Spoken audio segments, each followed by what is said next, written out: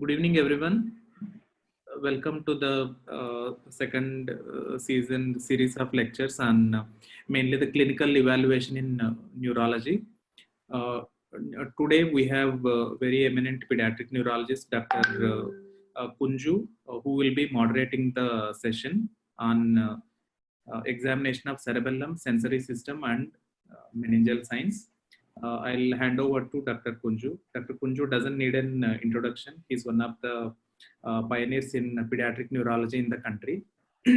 And he's a very good, excellent teacher, a good clinician, and on top of that is an excellent human being. Welcome, Dr. Kunju, and I hand it over to you to moderate this session. First, namaste. Okay, so I'm happy to be here in the AOCN platform and the webinar for our postgraduates. And we have two young pediatric neurologists, one from PGA and the other from All India Institute of Medical Sciences. And the first one who is going to present the topic is Dr. Razia Adam Kadwa from Hyderabad. And I must say that we have a link because she did her MBBS from Kerala, that is Thrissur Government Medical College. And then she migrated to PGA Chandigarh, where she did her MD Pediatrics and DM Pediatric Neurology from PGA Chandigarh. And she is very enthusiastic, and because whenever I meet her, I have found her enthusiasm in the academic activities. Okay, so she'll be presenting one of the difficult areas in neurological, especially in pediatric neurological examination, because sensory system. Because many times students have a feeling that whenever they present the case, they tell sensory system not examined, because in pediatrics, you should not be telling that I can't examine or I haven't done it, because we have you have to adopt methods for testing. Because when we were all taught our clinical examination in the first year of physiology, they have a dictum of teaching everything in a didactic manner, and we all think that that is the only method, because actually for each patient you have to innovate your own method and you can use it. And these innovations you can tell during your clinical examination and during your examination. Only thing is that you must explain things to the teachers, to the examiner. So I think Dr. Razia will enlighten us on how to examine the sensory system, and then she'll be telling us about the examination, the meningeal science also. Again, that is another difficult area where you have to examine. Again, the innovations may be required, because many times the findings may not be that much obvious. You may not be able to demonstrate your findings to another person. So here again, innovations, your own experience is required. I think I am happy that Dr. Razia will be highlighting these aspects. So welcome, Dr. Razia, for the presentations. Thank you, sir, for the kind introduction. First of all, I would like to thank AOCN for giving me this opportunity to be a part of Web Academy series. In the next few minutes, we'll be discussing sensory examination. So I've tried to make it very simple. For sensory examination, you need a few common basic bedside tools. Okay, you don't need any sophisticated instruments. You only need some basic tools. You should know some do's and don'ts and follow some general ground rules. If you know these, you will be able to easily assess sensory system in children. But the only limitation of sensory examination is that it's a purely subjective assessment. So examiner is dependent almost entirely on the response of the patient. So if your patient is not cooperative or not alert, then you will not be able to reach any meaningful conclusion at the end of your assessment. Okay, there are some objective and quantitative tools available, but usually they are used in patients with diabetes or for research purpose. But for bedside examination, these techniques are good enough. Okay, so when you start sensory examination, you don't start testing for each and every dermatome on every peripheral nerve in the beginning itself. You begin with a screening examination, And if you find something is abnormal, or you suspect any sensory abnormality, or if there are prominent sensory complaints in history, then you have to do a detailed sensory assessment. The techniques will remain the same.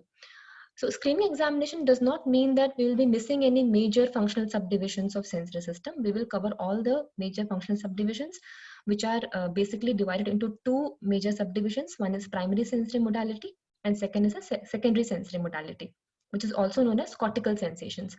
Cortical sensations are called secondary sensory modality because it requires synthesis Dr. and Azmi, interpretation. Yes, sir? did you share your screen? Yes, sir, I already shared. No, it's not visible. I already shared, sir. No. I will share once again. Yeah, please. Shall I start from the beginning? I think so, because initially I thought you were just giving overview without slides. No, sir. I had shared the screen. I'll share once again. Yeah, sure. Okay. So, It is there, isn't it? It is there now. Okay. is it okay now? Now it is. Okay. Yeah. So for sensory examination, you just need some basic common bedside tools. You have to follow some ground rules. You should know the do's and don'ts of sensory examination. The only limitation with sensory assessment is that the sensory examination is completely subjective. So examiner has to depend entirely on the patient's responses. So if your patient is not cooperative or alert, you will not be able to reach any meaningful conclusion at the end of your assessment. So when you begin sensory examination, you don't start testing each and every dermatome or every cutaneous nerve. You start with a screening examination, and if you find something is abnormal, or if the history points towards any major sensory complaints, then you can proceed with a detailed sensory assessment. So screening examination does not mean that we will skip any major functional subdivisions. We have to cover all the major functional subdivisions of sensory system, which are primary sensory modalities as well as the secondary sensory modalities. So secondary sensory modalities are also known as cortical sensations because it requires synthesis and interpretation of primary sensory modalities by sensory association area. So unless and until you're sure that primary sensory functions are intact, don't proceed with testing, don't proceed with the cortical sensory function assessment. Okay, so just a quick review. You know that there are major two ascending pathways which mediate primary sensory modalities. One is the posterior column, which is also called dorsal column, and second is anterolateral spinothalamic tract. Sensations mediated by posterior column are light touch, proprioception, joint position, and vibration sense, whereas pain, temperature, crude touch, and pressure is mediated by anterolateral spinothalamic tract. Cortical sensations are two-point discrimination, graphesthesia, stereognosis, and bilateral simultaneous stimulation. In the previous sessions, we have already covered vision, hearing, taste, sensations, and sensory examination of cranial nerve. So I'll not be covering all this again. Moving on to the topic proper, the general rules which you have to follow in sensory examination is that make sure a patient is alert and he is willing to cooperate. He's willing to participate in sensory assessment. Tell him that sometimes it may take a longer time. So you have to counsel the patient beforehand. You have to demonstrate each and every procedure before you test, and make sure your instructions are very clear and brief. Expose the patient adequately. You have to test face, trunk, lower limbs completely. Do not give any suggestions or hint. The child should be comfortable in room temperature. If peripheries are cold, again, then the perception of touch and pain will be inadequate. And make sure that eyes of the patient are completely closed throughout the assessment. Otherwise, he will get visual cues. So we'll begin with the first assessment, fine touch. So you know fine touch is carried by posterior column. So to assess fine touch, you can either use a cotton ball or a cotton swab or a fine brush. So when you use cotton ball, remember you just have to tease few threads. No need to use the entire cotton ball to dab the skin. Only few teased threads are enough. Let us have a look on this video. Hello, आपका नाम क्या है? सुनील। मेरा नाम doctor श्रुति है। अभी हम थोड़ा सा टेस्ट करेंगे, ठीक है? ये जो है इससे ऐसे टच करेंगे तो ऐसा फील होगा, समझ आया? ठीक है? अब आंख बंद करने को बोलूँगी, जब जब आपको ऐसा फील होगा टच करने पे आप यस बोलना, ठीक है? आंखें बंद कर लो। So the reason why I'm showing this video is that it's very important to introduce yourself take consent, explain the procedure, make sure that patient understands what he has to expect, tell him how to respond, and once you're sure that patient has understood, demonstrate the technique, only then proceed with the assessment.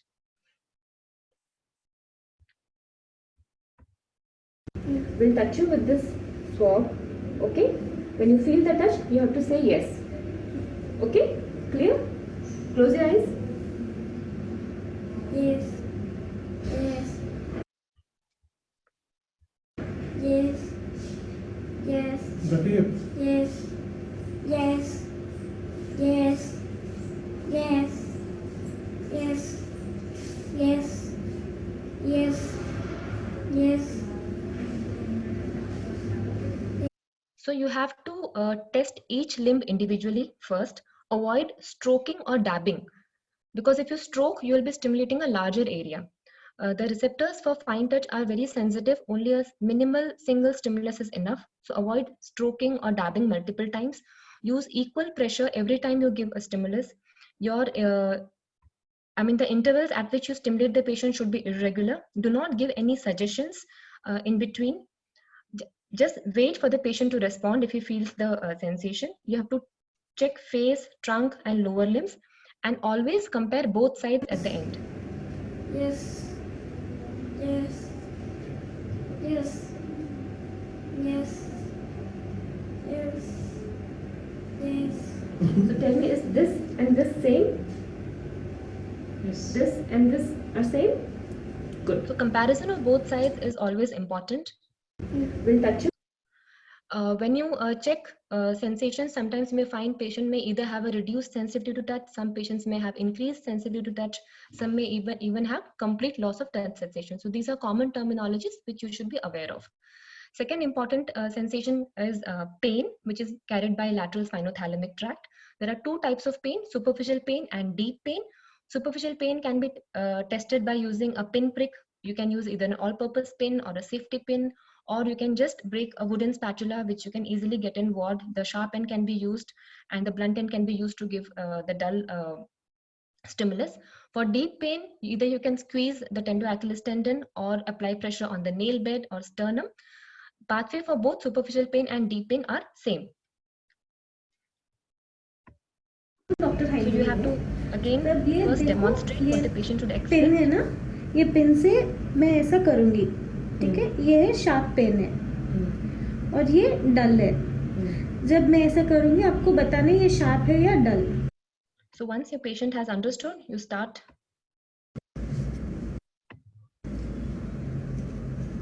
Sharp. So you have to Dull. check the sensation in the distribution of Sharp. different cutaneous nerves. Dull. Check each limb individually. Sharp. Compare both sides. Don't forget to Dull. check over lower Sharp. limbs as well as face and trunk. Always use a sterile pin. Touch with sharp as well as dull end of the pin. You have to give mixed stimuli. Always compare both sides. Be gentle.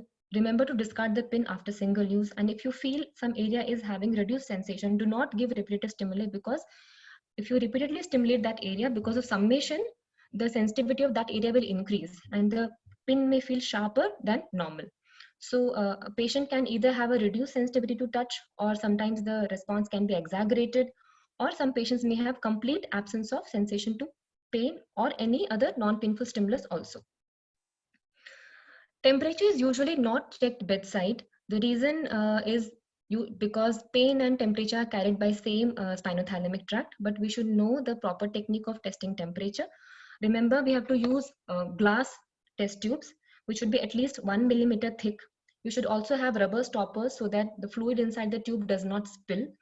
And when you apply the test tube, always apply the side of the test tube. Don't touch with the small bottom end of the test tube to the skin. And you have to maintain a contact time of at least 2 seconds, because the latency of thermal receptors is slightly prolonged as compared to touch and pain. You must have noticed when you are testing pain, even before you remove your hand, the patient will say that he has perceived pain. But when you're testing temperature, you have to give at least 1 to 2 seconds before the patient can perceive the temperature. Okay, so if you have to test cold, you can use water around 20 degrees centigrade. And for warmth, you can use water around 40 to 45 degrees centigrade. So just a brief demonstration. Hands. I'll touch your hand either with a test tube with cold water or a test tube with hot water. With eyes closed, you have to identify the temperature. Okay. Okay, clear? Okay. Close your eyes. Cold water. Cold water. Cold water. Good. So it is always important to give mixed stimuli so that you know the response of the patient is reliable. But in children or bedside, it's difficult to find hot water and use cold water and hot water. So the easy technique is to use either the metal end of your knee hammer or you can use a tuning fork.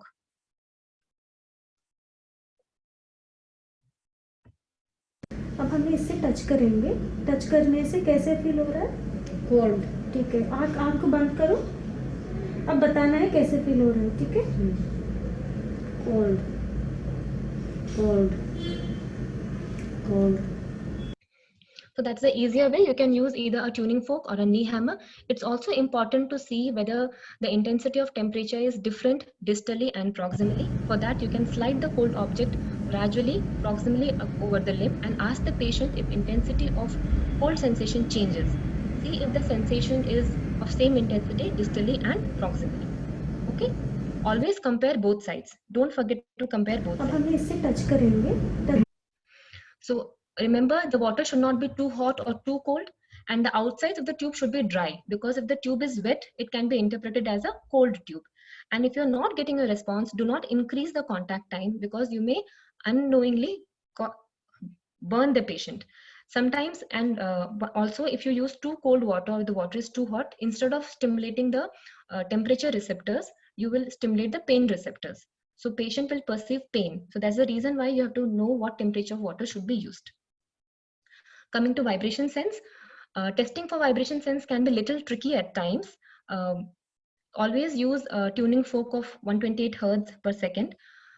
Remember that patient may sometimes get confused and he may respond to the touch or the pressure or the temperature of the tuning fork when we are testing vibration. So it's very important to educate the patient. He should understand how a vibrating tuning fork feels like and make sure he only responds only if he responds only if he perceives vibration.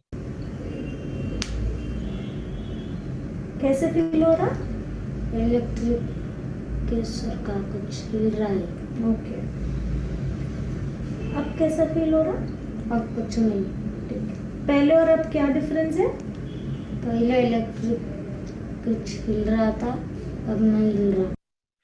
So you can ask the patient if he can feel the buzz. This boy, he perceives vibration like some electric movement. But if you're sure that he understands, you can proceed with assessment. So when you're testing vibration sense, you do not only assess presence or absence of vibration sense, you also have to check for duration of the vibration. Let the tuning fork run down on its own. Ask the patient to tell you when the vibration stops. Sorry. And compare the duration of vibration on both sides. So he says yes when he starts feeling the vibration.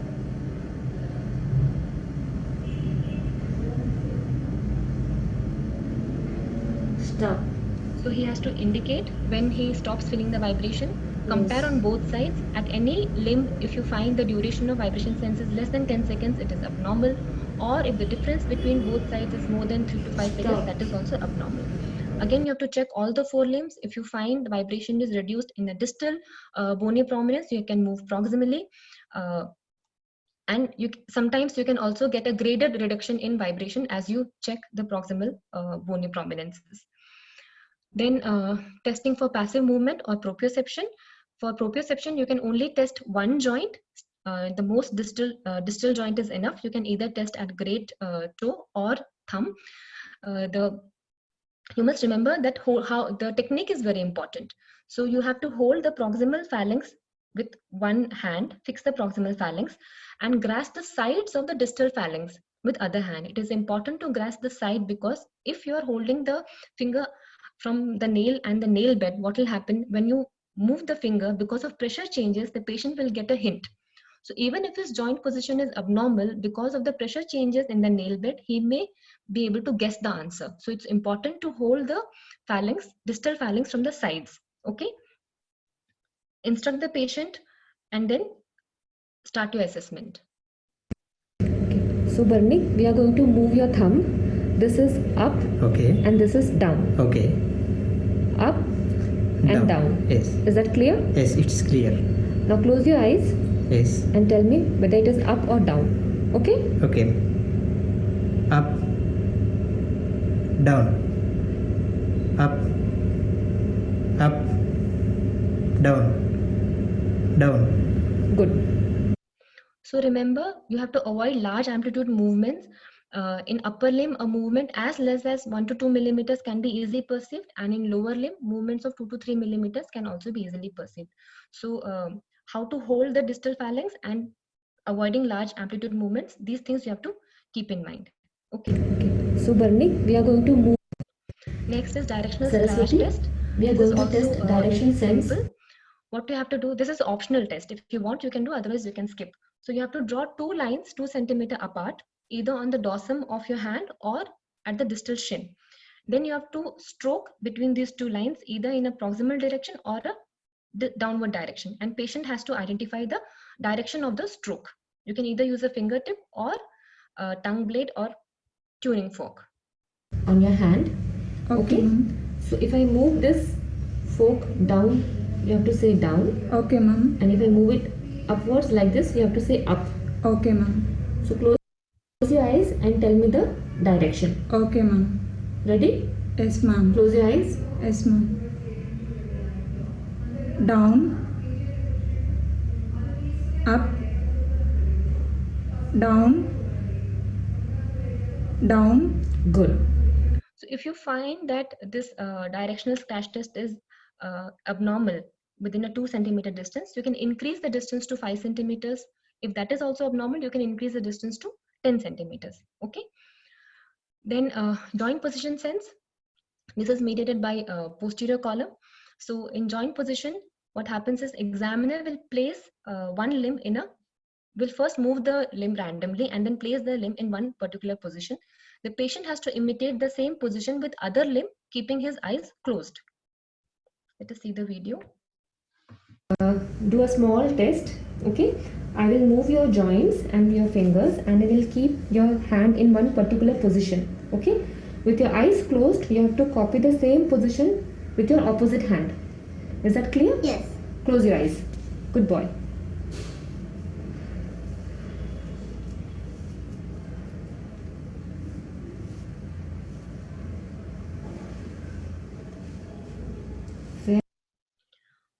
So you can Do a test the proximal joints also in a similar way.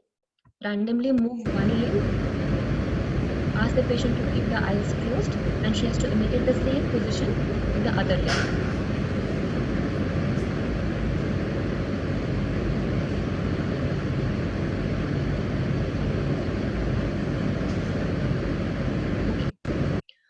So Romberg test, all of you know about Romberg's test. It's primarily an assessment of proprioception.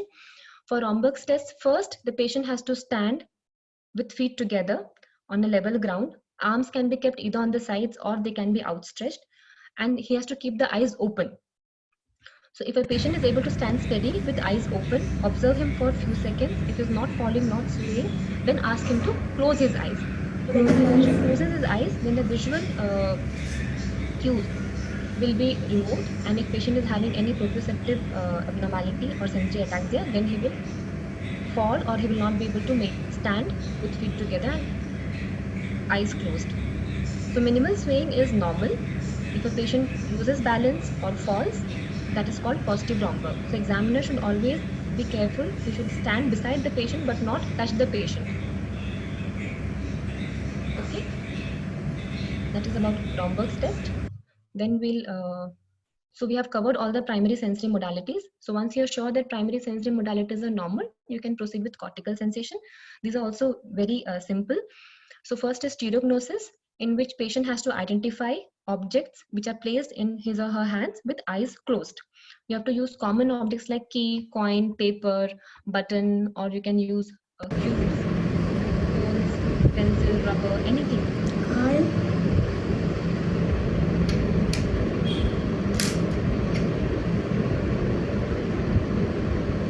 Key.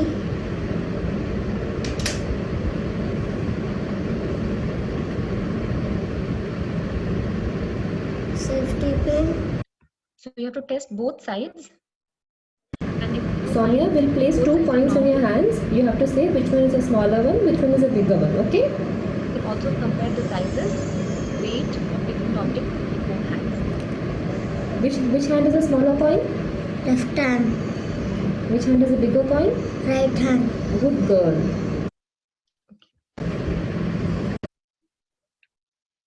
Next is graphesthesia. Again, you can either आप आँख बंद करिए. आपके हाथ में हम कैसे कुछ लिखेंगे. जो भी अल्फाबेट लिख रहे हैं या नंबर लिख रहे हैं आप बताइए, ठीक है? O. 3. V.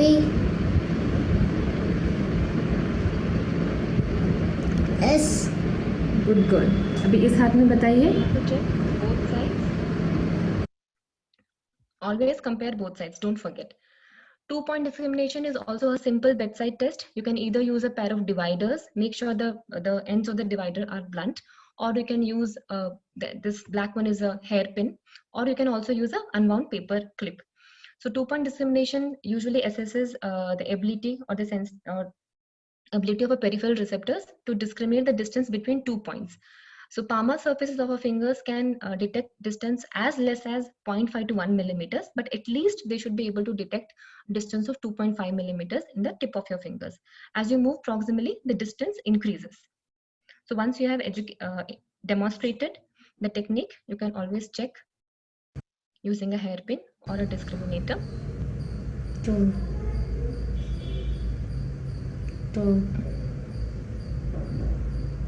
1. 2. It is important to give mixed stimuli so that you know the response of the patient is reliable. You can also measure the distance between the 2 points. 2. 2. 2. 2. 2.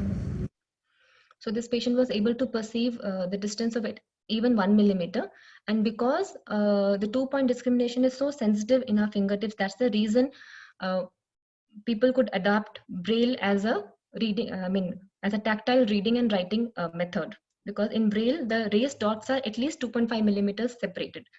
That's how patients who are visually impaired, they can use Braille technology for reading and writing.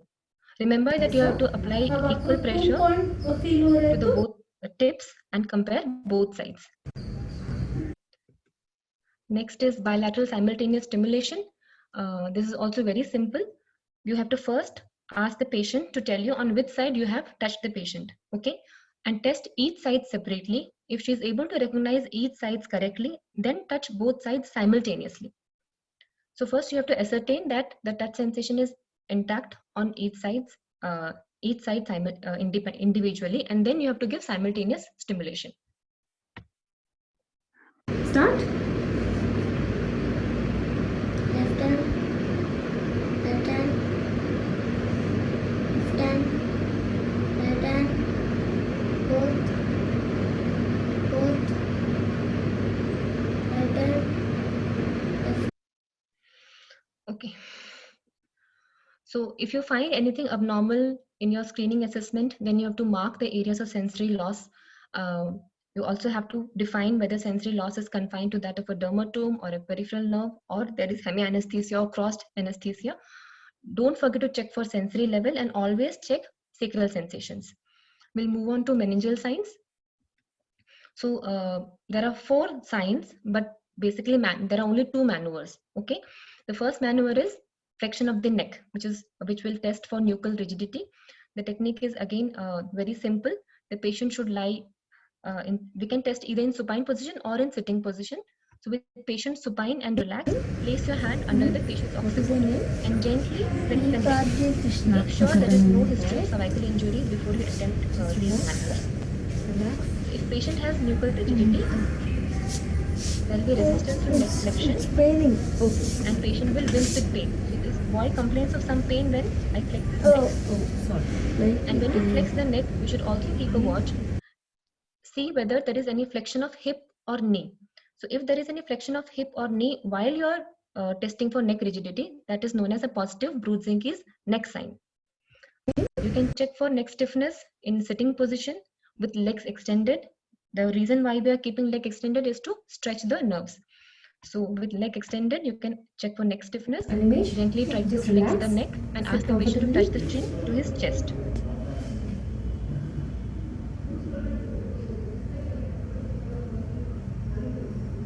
So apart from meningitis, in other few clinical scenarios also, you can see neck stiffness. Second maneuver is Kernig sign. So in Kernig sign, patient is made to lie supine. You have to flex the hip and flex the knee.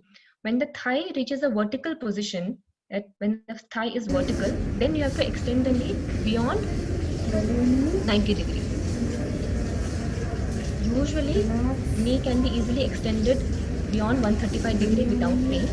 But if there is any meningeal irritation, patient will have hamstring spasm and he will also complain of pain, and you will not be able to straighten the knee beyond 135 degrees. Okay, and you have to check both the legs.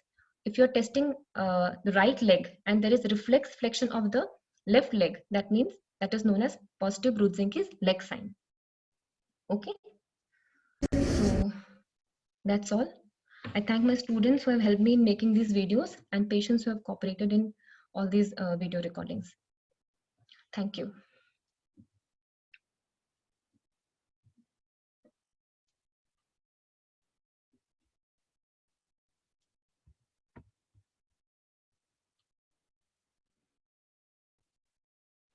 Hello. I think, hello. Yes, sir. Yes. That was a very nice presentation, and your videos were also very excellent. I think, shall we have the next presentation and discuss, or we'll just finish off the discussion and go to the next one? But we can have questions at the end, sir, for both the topics. Okay. Yes. Then we'll go to the next topic, Dr. Harsh Patel. He's from, again from Ahmedabad. As I have mentioned, he has done his pediatric neurology DM from All India Institute of Medical Sciences. And he's working in the Sidus Hospital in Ahmedabad as the lead consultant pediatric neurologist. Again, one of the leading pediatric neurologists who has contributed very many chapters in many of the pediatric books, including in our IAP textbook of pediatrics. And he has won the one paper presentation awards in International Child Neurology Conference also. Dr. Harsh will be presenting the topic on cerebellar examination. Again, this simple methods of examination has to be adopted for cerebellar examination in children, unlike our classical examination methods. Dr. Harsh will be demonstrating these very many ways of examining cerebellar function and the coordination in a child. Dr. Harsh. Thank you so much for a very kind introduction. And at the outset, I also like to thank the AOC and Beck Academy for this providing this wonderful platform. So I'm beginning with my talk with examination of cerebellum. This short presentation I have divided in mainly 3 parts, in which I would like to give a very brief overview of cerebral anatomy and the functions, how it connected with the cortex and the spinal cord and other system. And also we just briefly touch upon the cerebellar function that help us to understand what exactly we want to look into it, and what exactly the maneuvers which we carry out to understand the dysfunctions of the cerebellum. So structural overview, this is, I have kept the MRI view of the cerebellum on the left side, and the right side I have keeping the anatomical section. So this is the sagittal view. We can see that this part of the cerebellum is known as the vermis, which has mainly the rostral component and the caudal component. And the vermis, it is divided into the Roman neurological features of the 10 portion. And these all features, that all figures 1, 2, 3, 4, they all extended to the corresponding segments of the cerebellar hemisphere also. So that we label as a H8 or H9, that H stands for the hemisphere. So in the axial view, we can see this is the how the cerebellum is look like. This middle portion, this is the lower end of the cerebellum when we look from the foot end. These two structures are known as the cerebellar tonsils, and these are the cerebellar hemisphere. And the midline, this is the vermis, which is spanning from the anterior, from the rostral to the caudal portion of the cerebellum. And this is the mid view, axial view of the cerebellar hemisphere. Mainly cerebellar hemisphere is composed of the white matter, but it has a deep seated the gray matter nucleus, which are the mainly cortical and the spinal pathways, and they also give rise to some efferent pathways which connected to the which provide a fine tuning and the feedback to the cortical system and as well as to the spinal cord. This is kind of a somatotrophy, as we knew in the cerebral cortex also. We have a motor component and we have the Brodmann's area. In the similar way, the functional distributions of the cerebellum is divided into mainly the 3 lobes: the anterior lobe, posterior lobe, which is the main or the largest lobe of the cerebellum, and the flocculo-nodal lobe. So the anterior lobe and the posterior lobe is divided with this fissure, which is known as the anterior fissure, and the primary fissure is also part of the posterior lobe. And this is the functional division, as the anterior lobe mainly connected with the pontine pathway, which provide the efferent pathway. Posterior lobe is mainly receiving the end of the cerebellum, and the flocculo-nodal lobe is mainly connected with the vestibular system. So this is just simplified cerebellar anatomy, which suggests that anterior portion, as we discussed, is the spinocerebellum. It connected with the brainstem with the superior peduncle, which connect with the midbrain, and it has receiving from the anterior spinal cerebellar tract, and it gives the main efferent pathway of the cerebellum, which is the cortico-pontine, which is also related to the thalami and the dentatorubral pathway, in which indirectly connect to the cerebral cortex system. So basically, they modulate the cortical output pathway in such a way that happens into the fine tuning of that particular movement. The posterior lobe of the cerebellum is mainly the afferent pathway, which receive the cortical fibers, cortico-pontine pathways, which is received. And the flocculo-nodular lobe is basically connect with the brainstem at the inferior peduncle at the that connect to the medulla, and from that they receive the major spinal cerebellar tract, anterior and also the vestibular spinocerebellar tract. And efferent pathways are going to mainly to the vestibular nucleus, and which help us to maintain the position and balance in the spatial orientation. So our sitting, our standing, everything is maintained by this feedback and continuously loop system, which connect with the cortical and as well as the spinal pathways. So basically, it acts as a traffic police cerebellum. It regulates each and every minor aspect, and that give rise to a very fine component of that particular moment or that particular afferent and efferent stimuli. So the function of the cerebellum, mainly the most explicit function, is to adjust the rate, range, force, and the sequence of voluntary contraction.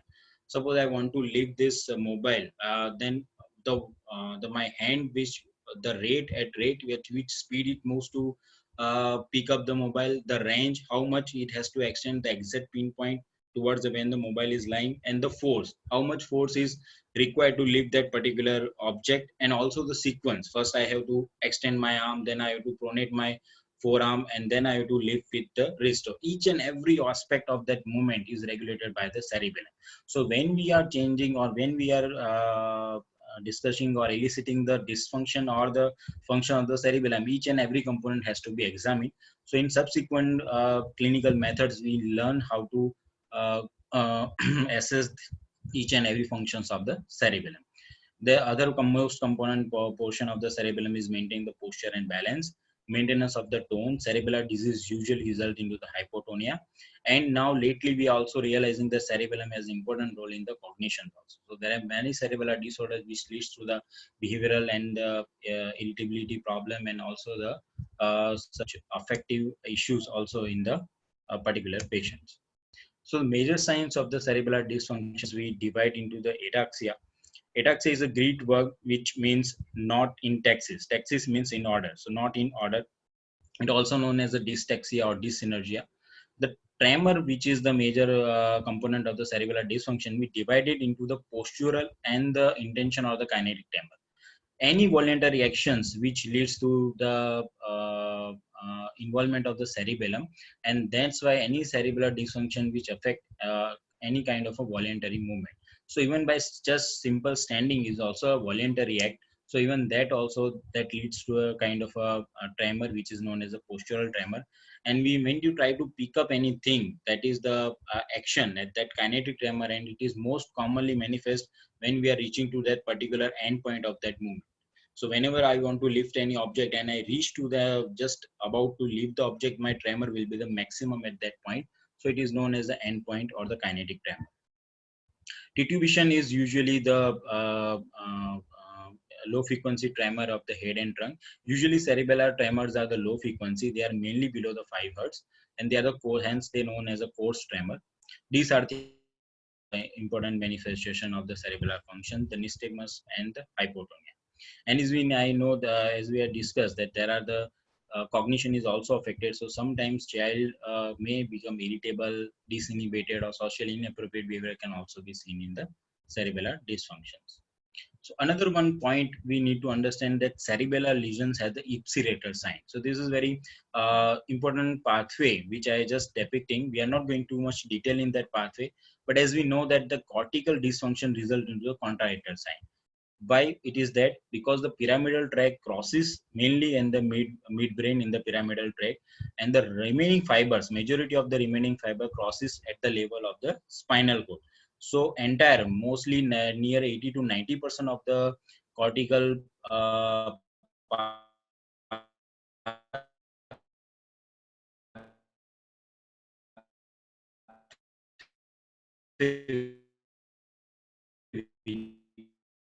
is going to the pyramidal tract at the all the right basis. Now that's right cortical pathway are regulated.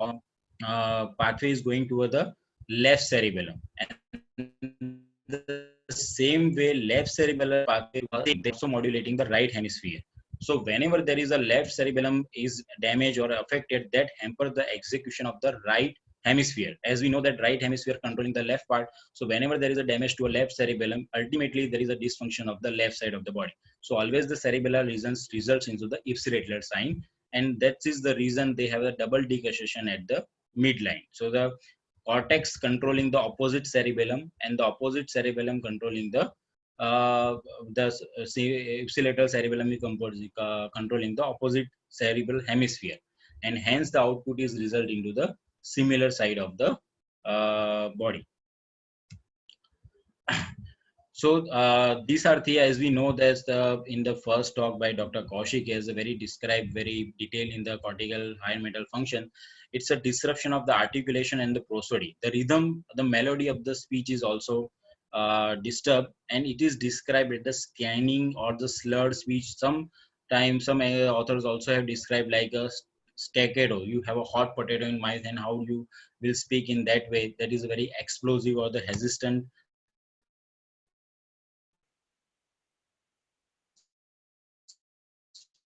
Which you will see, and why this cause like then patient is moving from one peak to peak. So it may have volume from low volume to high volume, and sometimes patient fails to meter and modulate. Why it is happening? Because the cerebellar dysfunction, because of that patient is fails to meter and modulate the functions of the that particular involving the cheek and the tongue muscles, and also the other musculatures which is responsible for the production of the sounds.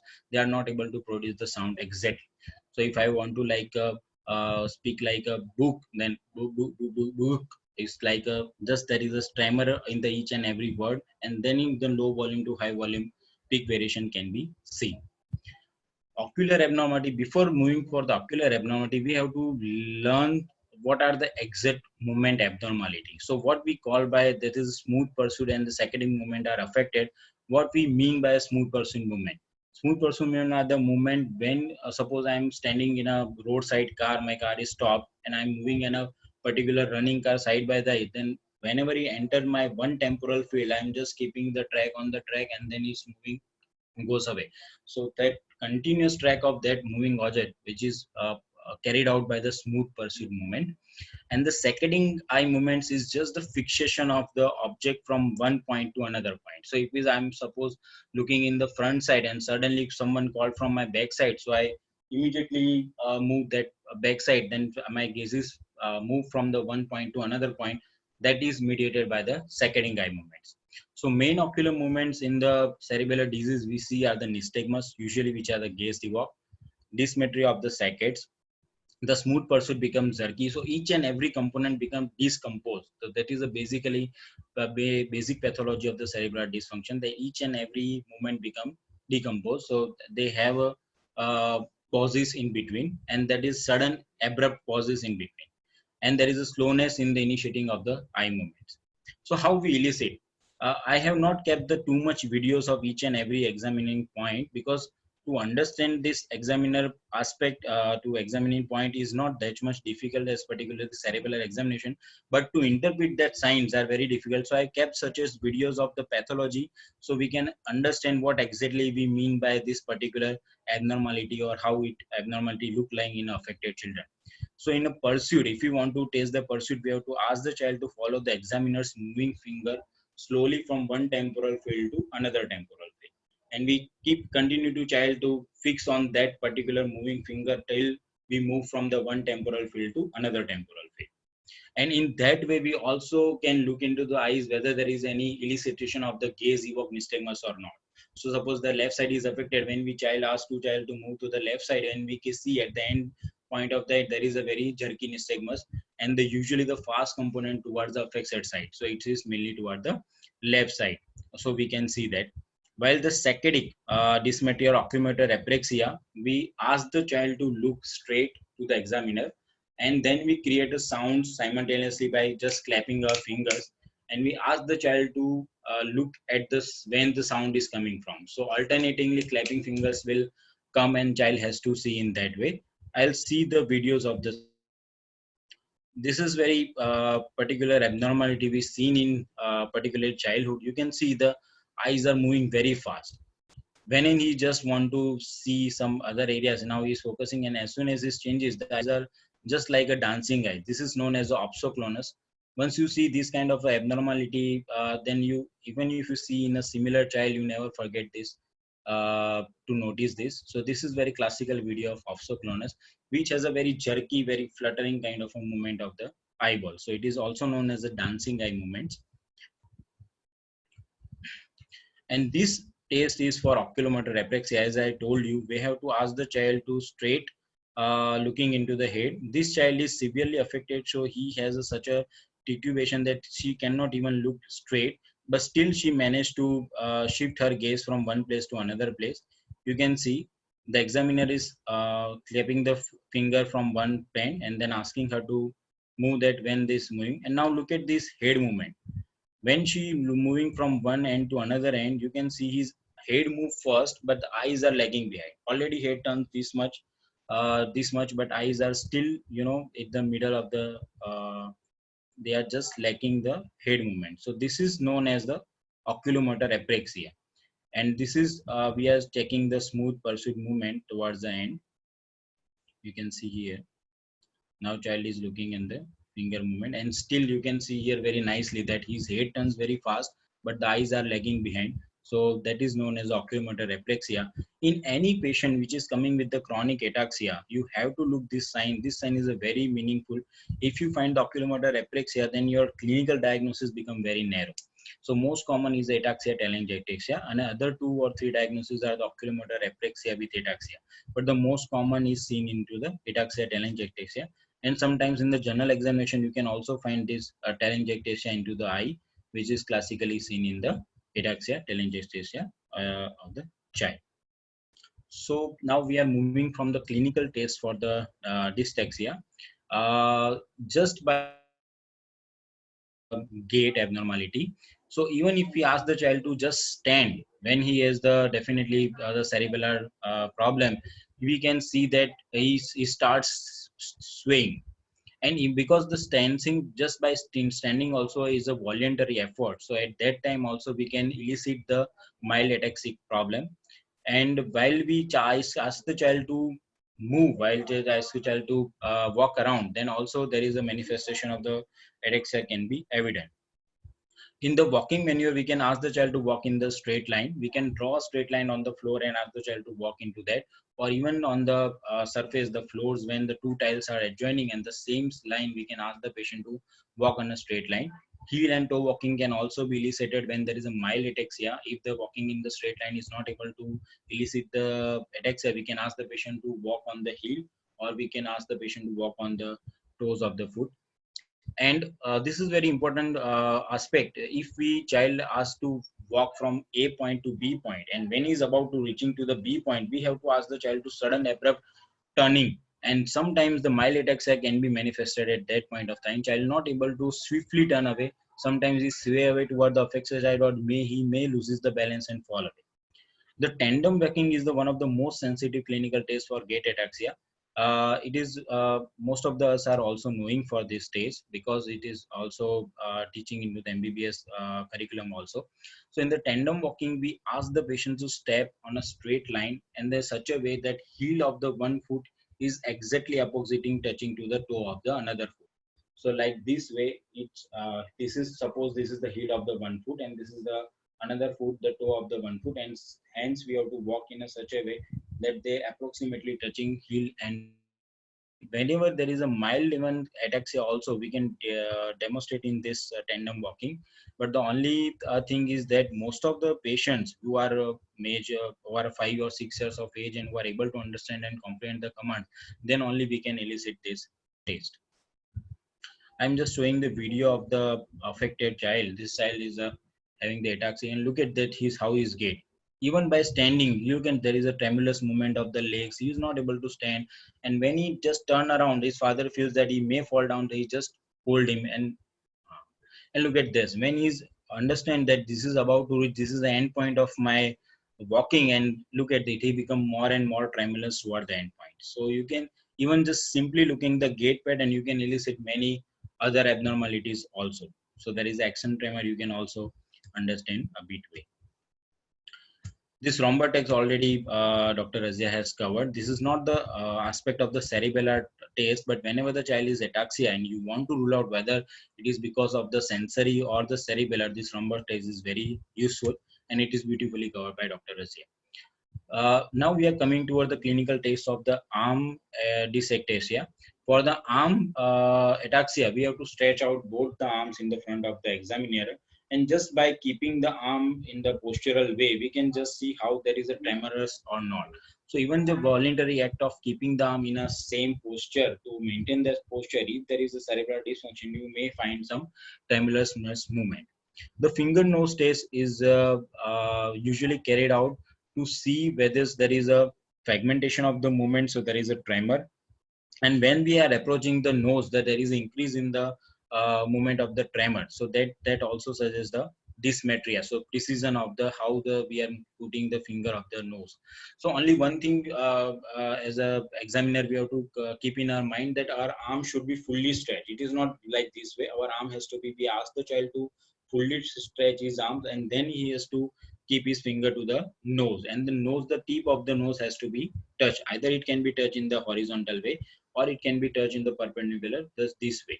And when it's touching toward that horizontal or this nose, then you can increase, there is a very increase in the tremor, which is known as the kinetic tremor. And most of the time it may happen they are not able to touch the tip of the nose. They either overshoot or undershoot the arm. That is also we will see in subsequent slide how the over testing and the undershooting can be tested. And to complex this further aspect, we can go for a finger nose finger test. So even the mild ataxia of the limb attack, finger arm ataxia can be elicited. So in this test, when this is the component that we are stretching our arm and we are touching the finger. Now, if after touching our nose, we ask the child to touch the examiner's fingers, and the examiner can do another one thing. Then whenever child is touching towards the fingertip, he keep moving the fingertip in the different areas of the space, so that also increase the one complexity, and even the mild limb ataxia can also be elicited. This diadochokinesia, basically we want to see by this test is the decomposition of the movement. So any movement when we do a very rapidly, then the inhibition of the agonist and the antagonist muscle should be occur in the appropriately way. When there is a cerebellar dysfunction, the agonist activation and the antagonist deactivation is not happening very smoothly. Hence, we are not able to perform this rapid alternating movements. The most common to alternately rapidly supine and prone the hands. This way in the both the arms, right? Alternatively, we can ask the patient to do that. If he is not able to do very rapidly, and when there is touching the another arm, then there is a very jerky movement of the arms, we can see there is a dysmetria, and also there is a slow rhythmic movements which we can consider as a dysdiadochokinesia. Another good test is the thigh patting test. We just ask the patient to sit very comfortably and ask the patient to again prone and supine the arm on the thigh on the and which each pat, the sound, audible sound is a very good marker to understand whether there is a dysrhythmia or not. So even the sound is perceived more easily or more better with than the sight, so that we can just tune to that our eye ears, we can tune our ears to understand that sound, and we can see whether there is abnormality or not. In the similar way, finger tapping test also can be done. We can just keep our index finger and the thumb, or even in a more complex way, with the thumb we can alternatively put all the fingers alternatively, first, second, third, and fourth. In this test, we can also evaluate some extrapyramidal functions also, although it is not a part of the cerebellar examination, but the similar test can also helpful to understand some extrapyramidal movement also. Overshooting test, basically just we want to understand whether there is a past positioning. So when there is a, we also want, as we understand the cerebellar functions, one of the cerebellar key function is just the accuracy of that movement.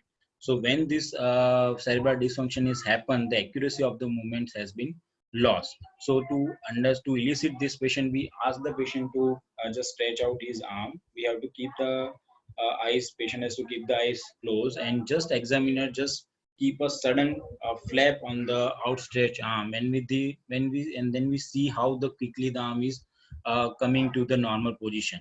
In an unaffected child, it is just one stroke and then arm just come to the normal position, while in the affected child, it is just continue to up and down, and that is known as a positive overshoot test. So this is how it is being done, outstretched arm, and thus we have to just sudden flap the arm and then arm continue to sweep. It is not able to regain it proper or the normal position. Now after covering the arm ataxia test, now we are covering the limb or the lower limb dysmetria. The most common and most we know that hill to shine test. It is very easy to perform. We can ask the child to lie in the supine position or even in the sitting position also. And we have to first show him what exactly what we mean to. So by one heel, we have to precisely put on the opposite knee. And from that opposite knee, we have to continue to run down towards the ankle joint.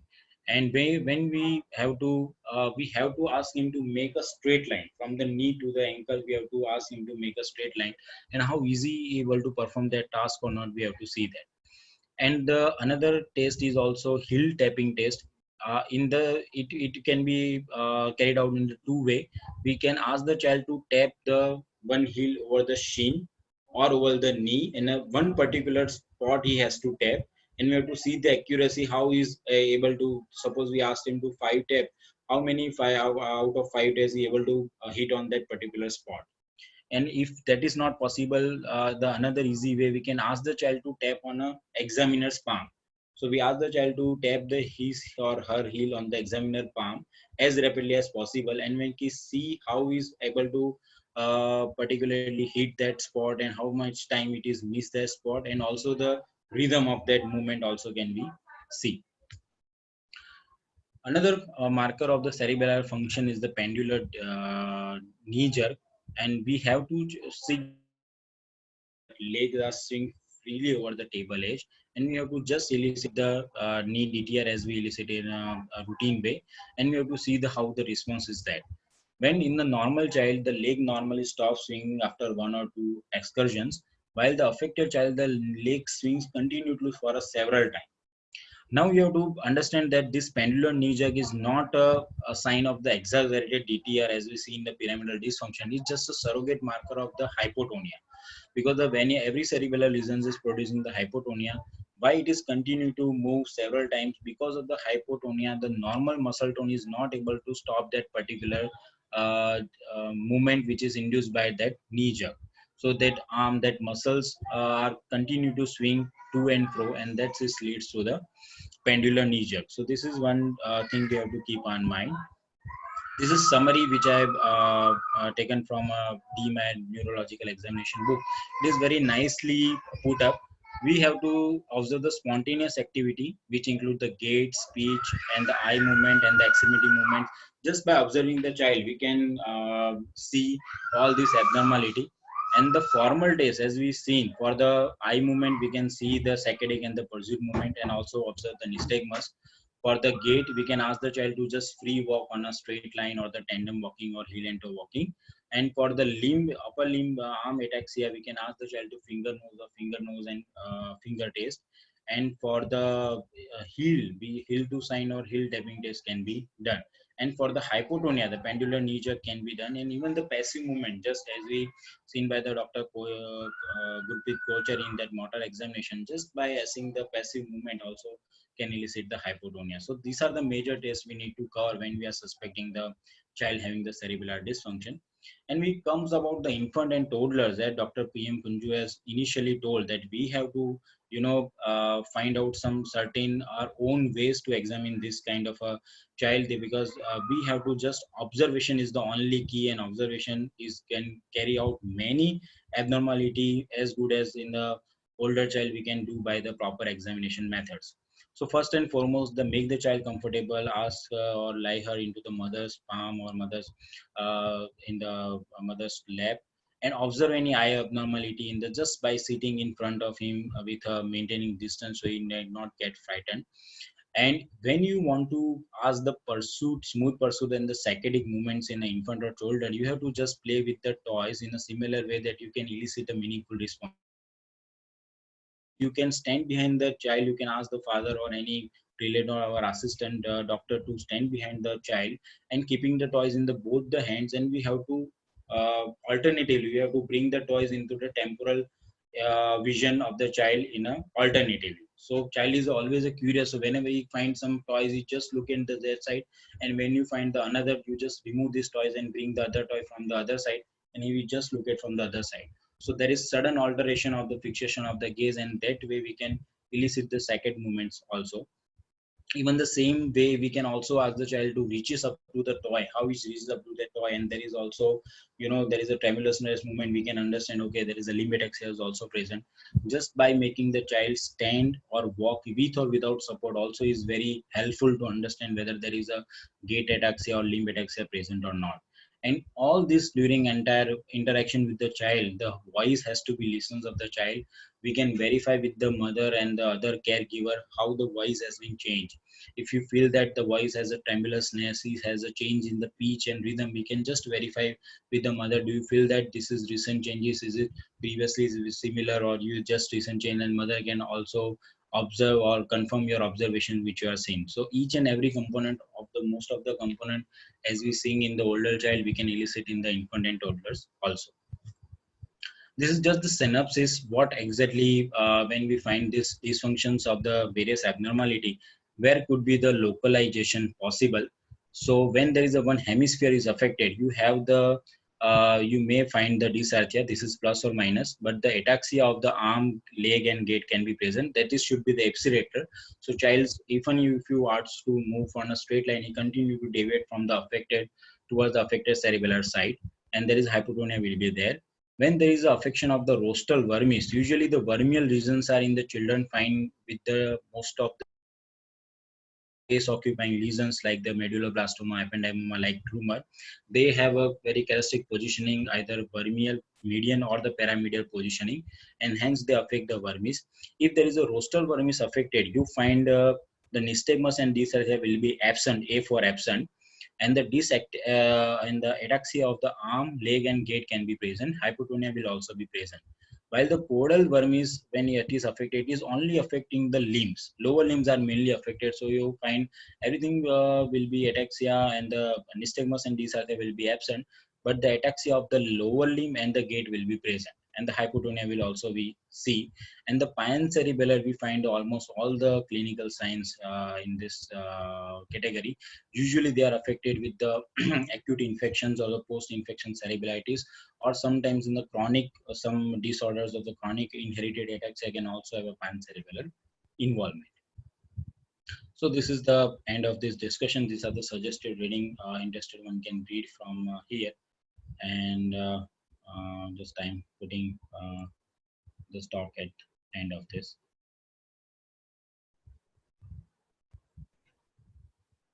Okay, Dr. Harsh, your presentation was very nice, and I must say that both the speakers have made it very excellent. And now there are a few questions. Before I think going to the question, Dr. Rasia, you are there? Yes, sir. Okay. Because I think one point before going to the questions, because as a senior teacher, I think I'll make a few comments. First and foremost, the method by which you have enlisted the present the methods are excellent, and that is the accurate method. One must do it in a usual clinical setting. But all of us know that when we are examining a child, we will not be able to do this testing in a perfect manner, and we will not get the cooperation. Second thing, we are all taught, because the method by which we are testing, and starting from our Hutchison and our physiology classes, that when you are testing the sensations, you are asked to close the eyes, and you ask them whether you are able to feel yes or no. So this gives a notion that our all students have a feeling that the sensations are tested in a positive or a negative manner. Because when you are asking the child to say whether it is yes or no, that for that matter in adults, no means the sensation has to be lost. Then only they will say whether it is lost or present. Because in clinical scenario, when we are waiting for this to happen, that means when you ask the patient to close the eyes and say no, means the sensations are completely lost. Then only they can say this. But that is not the case in any neurological situation, because just like we all are aware of our MRC grading of medical research council grading of our power, and so whenever it is grade 3 power or even grade 4 power, we know that it is weakness. Grade 2 is weakness, grade 1 is also weakness, and grade 3 means absent power is also weakness. So that means we don't wait grade 0 to happen to say that it is weakness. Grade 4 itself is weakness. So that means similarly in sensations also, this decrease in sensation has to be asked. And so that whenever you are testing in an ideal situation, we don't have to ask the patient to close the eyes and just touch a site and ask them whether they are feeling or not. And especially these situations happens when you are testing the, for example, a child presenting with the transverse myelitis or a spinal cord tumor. Because when you are asking the child by closing and asking him to say yes or no, most of the times you will not get a sensory level. So for getting a sensory level, you have to start from the lower and go up. And when they feel that the sensory difference, then you know that it is there. And ask them whether they are feeling it 100%, 50%, 70% like that. And that way they can say the sensation. But as you have presented, you are exactly correct, and that is the method which everybody is teaching us. But in the clinical situation, if you go for a yes or no, means we'll be missing all the intermediate cases, and we will not be able to make an exact level of localization in a situation. So I think this we have to remember. And again, this applies for pain also, because we all know that there is a grading of pain is there. And this again, you ask whether you are feeling the pain 100%, 50%, 75% or 25%. That means even when there is a difference between 100 and 75, that itself gives you the clue, clinical clue, that there is something abnormal. So in that case, you don't have to close the eyes and ask the patient to say whether he is feeling or not, because this, all of us must have that awareness. And just like the MRC grading in power, the sensations also has to be graded, and this grade will help you to identify the earlier abnormalities. Right. So now we'll go to the questions. I think we'll start from the first question, where somebody has started by anonymous questions. I think the first one, in which areas we need to touch for fine touch? Because I think it must be a continuation. Anyway, can you? Yes, sir. Yes. Initial question was, while doing the touch examination, do we do all dermatomal examination, or how do we do? That was the actual question. So ideally, we have to check all the dermatomes.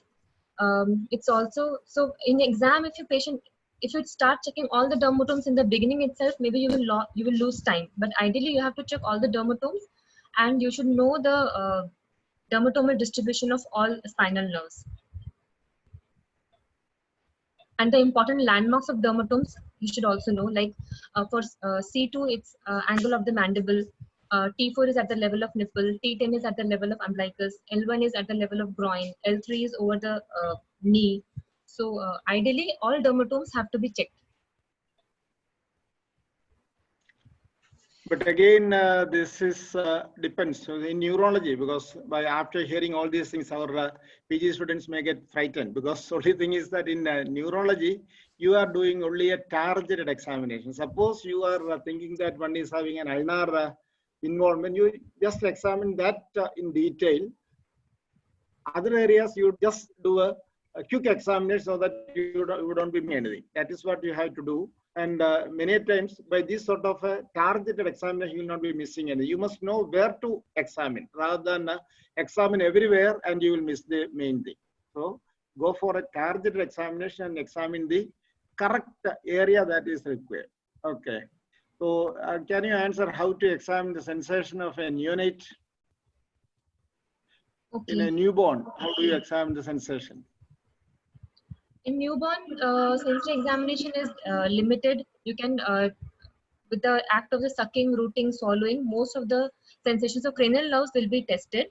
Over the limbs, you can always test for touch and give mild painful stimulus. Otherwise, if the usual neonatal reflexes will cover cranial nerves, you can cover to a great extent just by observing the rooting, sucking, and swallowing reflexes in neonates. Yes, again, here again, an observation we can do by the baby's responses. You know, they will grimace, they will move the limbs, they will have their own responses. So in that, each areas you can test, because again, sensory examination will be important when there is, for example, in a child with meningomyelocele. There again, you have to see whether there is a sensory involvement, so that later time, because a lot of the problems like the trophic ulcers, this can be anticipated examining the sensation. That is one thing. Second, so you either the pain, all of you know that the pain also can be tested. And whenever, as Dr. Razia already mentioned, why we are asked to not to do use our hypodermic needle. All of you must remember that, because hypodermic needle should not be used for testing sensation. Without producing pain. So that means to make pain with the hypodermic, that is the injection needle, you have to pierce the needle very deep, and that will lead to a lot of injuries and infection, but patient will not feel pain. So ideally, either you can use break a needle and use the other end of the needle, or you can use a pin. That would be the ideal thing. Okay. See, you are telling about the double, please explain double decussation. Can you explain that? Okay. Yeah. That So, is to Dr. Harsha, Ah. isn't it? yes, for double decussation, basically what happened that we have to understand the cerebellar hemisphere is fine tuning the each and every motor stimuli which is originating from the cortical output. So suppose the right cerebral hemisphere is giving the input to the left cerebellar hemisphere, and the feedback loop is completed by again with the left cerebral hemisphere to the right cerebral hemisphere. So there is a decussation. The first decussation occur at the midbrain from the superior peduncle pathway, which the corticopontal cerebral pathway are coming to the cerebral hemisphere, and the effront of the cerebral hemisphere again going from the brainstem to the that opposite cerebral cortex. So whenever there is a lesion of the cerebral hemisphere, ultimately it affecting the left cerebral hemisphere, affecting the right cortex. So whatever the deficit occurs is on the left side. So that's why the cerebral lesions are affecting the ipsilateral side. So this is the double decussation basically. Okay, regarding the presentation, I think minute for your examination, did you give a very simplest method by which, for example, you have shown a case of this opsoclonus myoclonus syndrome, Yes. isn't it? Yes, So where again the child will be having ataxia, and Yes, sir. because of this ataxia, because many times whenever there is ataxia, children are very much frightened. They will not allow you to examine because they are always frightened yes, of falling. irritable. Yes. Yes, they are irritable. In such Yes. situations, is there any quick method of examining the coordination? Okay, at that time we can just, in the toddlers, as I explained, we can just bring some toys or something attractive things to child to hold or to catch up that thing, and whenever reaches out to that particular toy, the exaggerated movement or the tremor which can elicit the attacks at that time, or even we can ask the mother to stand the child, or even if he is able to walk, we can ask just to walk with the support or without support. At that time also the limb ataxia can be elicited. Okay, because in a slightly older children, the one another easier method would be to cap and uncap a pen, because we can give the Okay. pen and ask them to. But it's very easier method, because many times children will be happy to do it also, rather than when we Okay. ask them to do the finger nose coordination, Hmm. isn't it? Yes, sir. And Yes, another sir. important confusion the students are about the Romberg test, because there are a Yes. number of questions. So, is it necessary to do the Romberg test for a cerebellar testing? That is, I am just reading the question. Second, Mhm. when there is an ataxia of cerebellar origin, how will you interpret Romberg sign? Fine. First of all, that it is mentioned by the Dr. Raja in her talk also. The Romberg tests are basically for the sensory, to elicit the sensory ataxia. So it's a primary not to elicit the dysfunction of the cerebellum dysfunction. So it's not a part of classically or technically as a composition or the part of the clinical method to test the cerebellar dysfunction.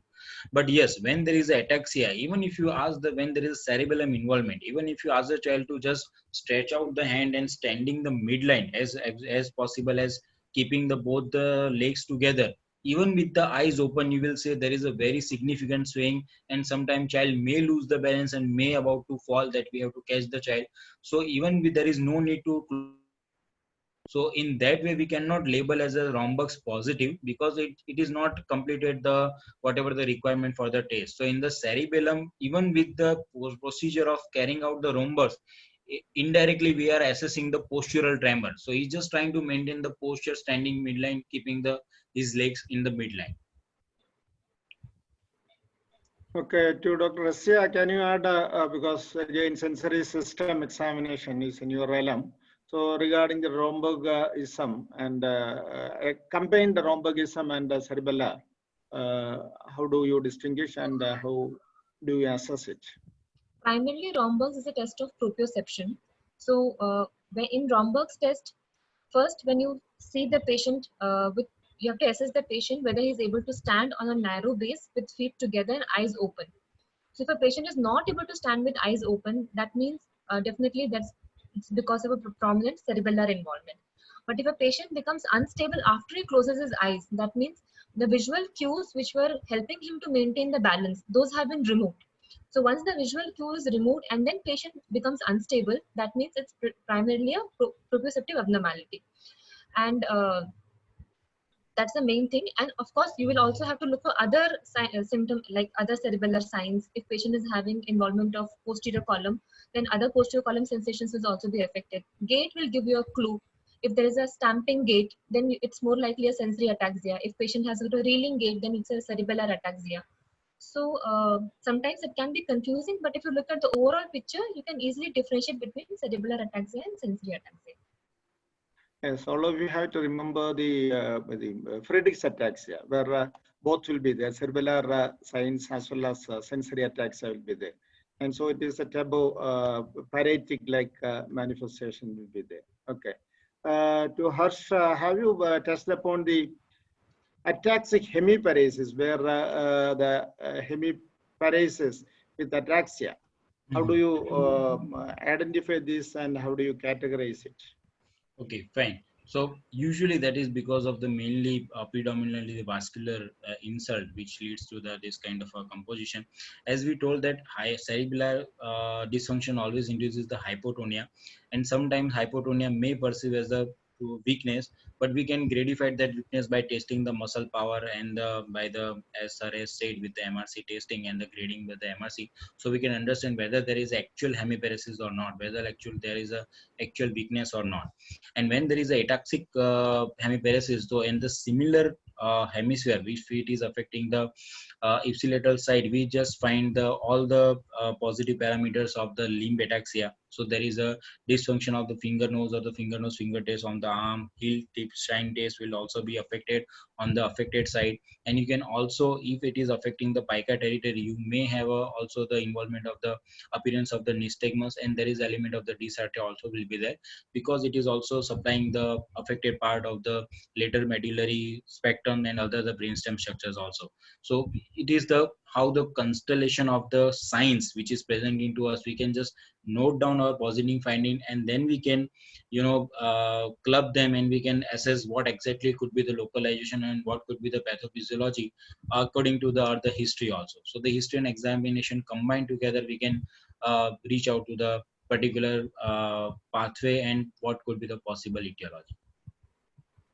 Okay, actually, and that's excellent. Now, in ataxic hemiparesis, one point you have to remember is that this, when we will say that there is ataxia, whenever there is pyramidal signs or a weakness, we cannot assess ataxia because of the weakness. But when the ataxia is out of proportion to the weakness, then you can say that there is ataxia in addition to the weakness. But all other things that, as mentioned, are excellent. Okay, now one more question to Dr. Asia. Does the force with which we strike tuning fork alters the duration of the vibration of tuning fork? Does it has any clinical relevance? Yeah, I mean, it's important to activate the tuning fork properly. But one easy clue is that if you have any doubt whether the if the patient says that I cannot perceive the vibration anymore, it can be either because he has actually stopped perceiving the vibration, or maybe there is a peripheral neuropathy. So what you have to do is that you have to compare. Once he says that the vibration is stopped, you have to compare with your own joint. For example, if you are testing his styloid process, left styloid, you have to compare with your own styloid process and see whether the vibration is still persistent or not. That is one way to avoid mistakes. But yeah, I mean, if you don't activate the tuning fork properly, it will not vibrate well. So comparing with your own vibration sense will help you to eliminate mistakes. That's it. You compare with your own and even patients one side to the other side also. Okay, one more question to you. How to distinguish hyperalgesia? From? They have just asked, I don't know whether they are, maybe hyperalgesia, how to detect that, maybe their question. Okay. How to understand hyperalgesia. So if a patient has exaggerated response to a painful stimulus, I mean, even if there is a minimal pain, if patient has exaggerated response, you call it hyperalgesia. Grading as such, I'm not sure whether there is any grading, but you must remember that there are two types of exaggerated response. One is allodynia, one is hyperalgesia. In allodynia, even if you give a non-painful stimulus, patient will perceive it as a pain. In hyperalgesia, the patient will have exaggerated response only to painful stimulus. So those are two common things, hyperalgesia and allodynia. But grading as such, I don't know. In one paper I read, in painful sense, when you assess pain, they grade as 0, 1, 2, and 3. 0 is for absent, 1 is for reduced sensation, 2 is normal, and 3 is hyperalgesia. But beyond that, I could not come across any literature which says grading of hyperalgesia. Okay, to Dr. Harsh, intracerebellar localization of gait, limb, and truncal ataxia. Okay. Sridhar Joshi has asked. Fine. Yeah, in the last slide, in the second last slide, in the synopsis, I have just mentioned that when there is a Burmese involvement, if you have the rostral component of Burmese involvement, you may have a ataxia of the arm, gait, and the limb. And when there is a caudal involvement, you have the mainly ataxia of the limb ataxia. You may not have the arm is not affected as much as the limb is affected, lower limb is affected. So you have the mainly the gait and the lower limb ataxia. And when there is a pancerebellar involvement, you have the all the component. Along with that, you have the dysarthria, hypotonia, nystagmus is also present. So it's the same way. Whenever you get your positive finding, you just write down the positive finding, and you can retroactively assess what exactly the area has been involved. Okay, so one question, because it may take long time for answer, but again to Harsha, can you briefly say how to distinguish nystagmus due to different brain lesions? Okay, fine. Nystagmus itself is a very separate topic to discuss each and every component. But yes, in here I would like to just say the peripheral nystagmus and the central nystagmus. So whenever you have the cerebellar nystagmus, as I told, it is a gaze evoked. So whenever you are looking to that particular affected site, at that time you have the elicitation of the nystagmus because you want to maintain that site for a long. So whenever you want to try to maintain that fixation is not able to happen in the cerebellar dysfunction. So you will find the nystagmus, and the fast component will be generally towards the affected site. While in the peripheral nystagmus, so when there is affection of the vestibulitis or the vestibular apparatus is affected, you may get the peripheral nystagmus. Peripheral nystagmus usually is discontinued when you try to fixation. So the good way of the fixation, you can use a high diopter glass, and you just put in the front of the eyes, and you just first ask the child or the person to locate and a fixation of the gate on one particular spot, and then you just put a eyeglass or the high diopter glasses in front of the eyes, and you find there is a abolition of that nystagmus.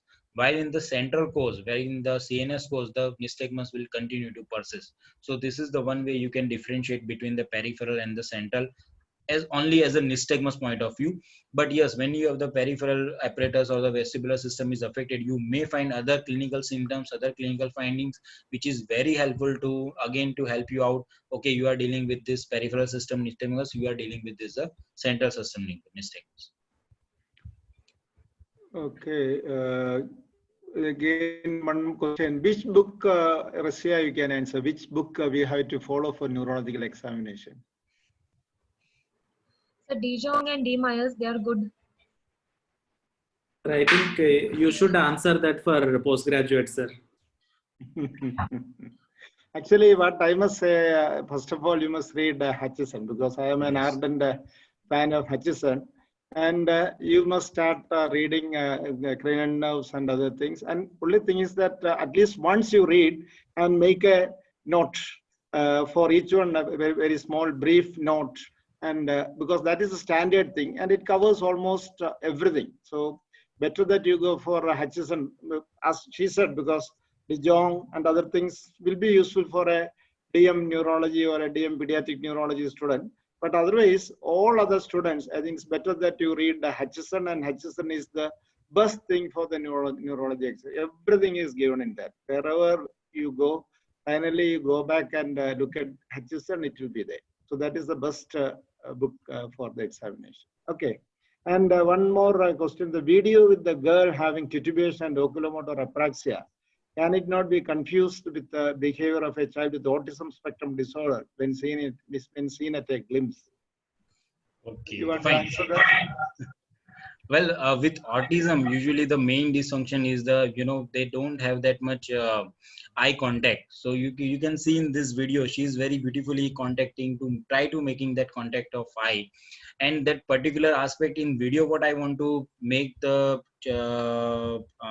student to appreciate that the leg behind of the eye movement, when his head is moving very fast, but the eye movement are not keeping the pace with the head movement, that is mediated by the VOR, so we call it as a vestibulo-ocular reflex. So that dysfunction is not that function is not able to carry it out. So that is the main component to appreciate the oculomotor apraxia. Can you ask any participant to ask any question by themselves? Because one Dr. Shyam Prasad Cafe raised hand. Can he unmute and answer? I think he has logged out, sir. Okay. He just raised his hand. That is why because I thought that we can have an audience participation also. Yeah, I have allowed him to talk. Okay, let him. Hello? Yeah, Dr. Shyam Prasad, you can talk now. You can just unmute yourself and speak.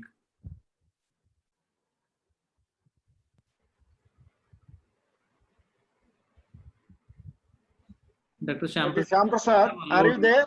Okay, I think we'll go to the. Well, Ramesh, what should we be continuing or shall we? Yes, sir. If there are any more questions, we can complete. Otherwise, we can wind up, sir. Okay. I think I'm very much happy that we had two young pediatric neurologists presenting the topics in a very, very excellent manner, and they have made it so clear. I'm happy that Dr. Razia has taken so much pain in preparing the videos very nicely and very clearly. And I think she has prepared very recently because some of them were wearing even the mask, isn't it? So we know that in this COVID time, he has done it for this presentation itself. So he has done a lot of work for it. And Dr. Harsh, I think your correlation with the MRI and other again the actual case scenarios again because it's better that we go for a reverse learning because we have just like I have mentioned about the ataxic hemiparesis where we can see the thing, we know the clinical situation and you learn using that. So similarly by using this, because all of you remember the oculomotor apraxia in ataxia telangiectasia and the way by which can demonstrate rather than describing it, by showing it has beautifully presented it. So congratulations Dr. Harsh Patel and Dr. Razia. And I must thank our AOCN for giving me this opportunity, Dr. Ramesh, once again. And all our, I must mention Dr. Rekha and Dr. Suhasini. Now I think they are behind the curtain. Thank you once again. Thank you, sir. Thank you very much for Thank you so much, sir. Moderating that session and very valuable inputs to the postgraduates and some learning points for us as well. Thank you so much, sir. Thank you, Dr. Harsh and Dr. Razia. Thank you so much. Thank you so much, sir.